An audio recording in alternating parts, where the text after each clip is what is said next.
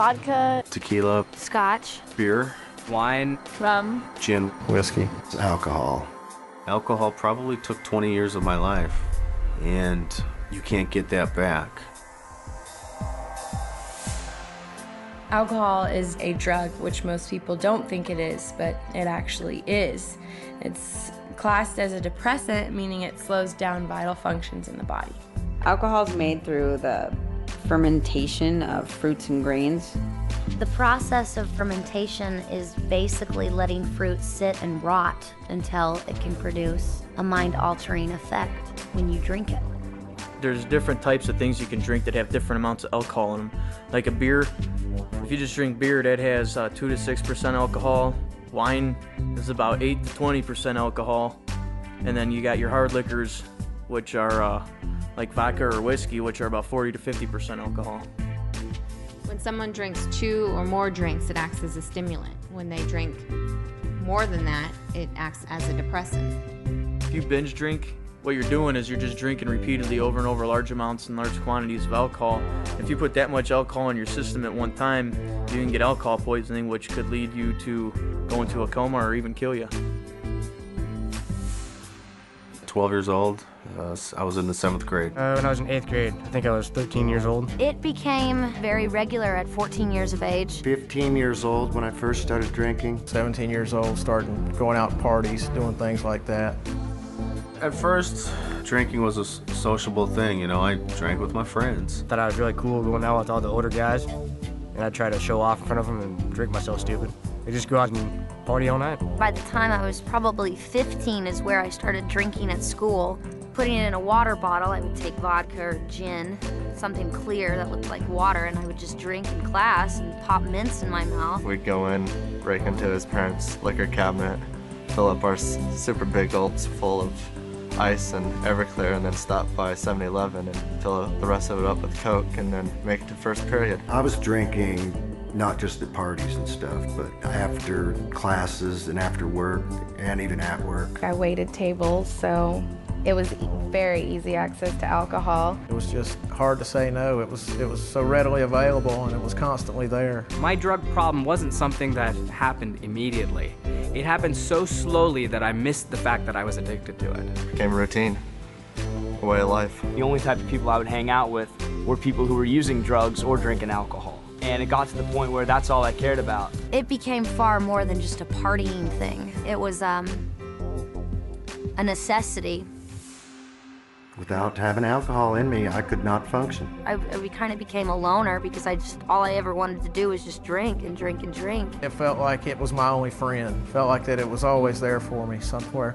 You know, when things were going bad, I could always have a few drinks. Well, for me, it was never a few drinks. It was always a lot of drinks. I was consuming about 30 beers a day, a whole case of beer, and 3/4 of a gallon of light rum. I would essentially have that and black out every night. I could do nothing but drink 24/7, drink, pass out, drink, pass out. I literally started drinking so much that I would shake if I didn't have a drink. When I would not drink, I'd get extremely sick, deathly sick. Just really achy all over, and you have headaches, and you're so dehydrated that you have no energy. Alcohol had been, in and out my body so much that it had tore away some of the lining of my esophagus, and blood was creeping in. I was a physical disaster. I was that far in my addiction of physical withdrawal that when I shut that alcohol intake off, my body tried to shut down. The actual withdrawal from alcohol can kill you, for one thing, if it's too intense.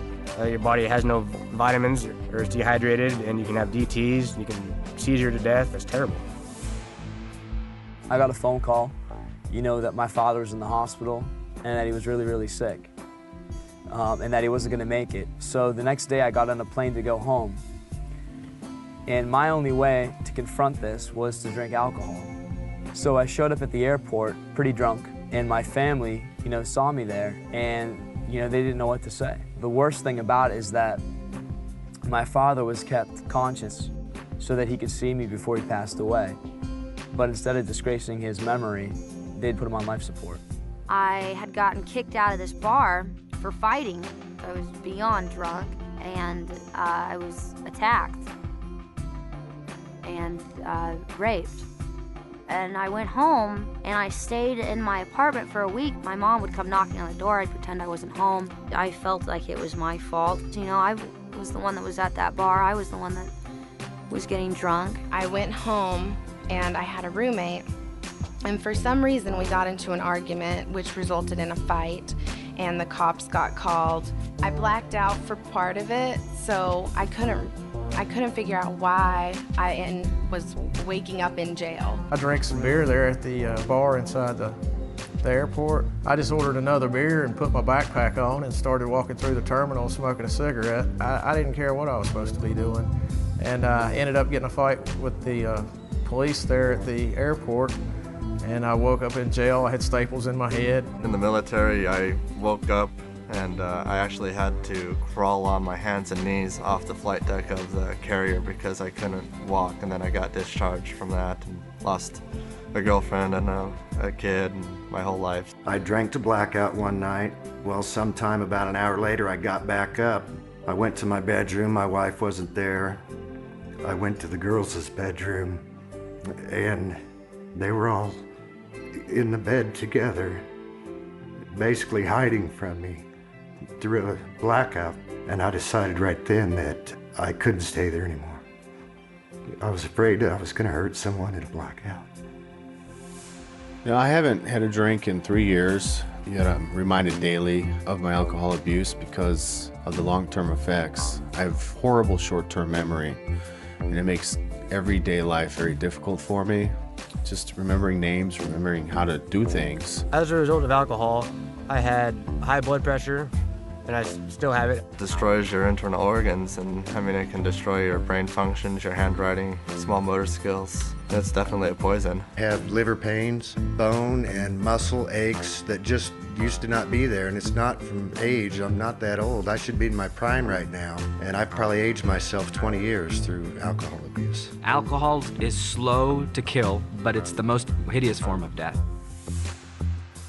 If I had known how sneaky and dangerous and insidious alcohol is, if somebody had kind of told me, and if I had known that it's not this symbol for a good time, I think that would have made a difference. It's not like some of the other drugs that instantly after your first time you're hooked and you're addicted to it. A lot of times, you know, most of my friends didn't even like the taste of beer when they first started drinking. It started out as something that was fun, something we did on weekends. How it progressed to an everyday, all-day thing is beyond me.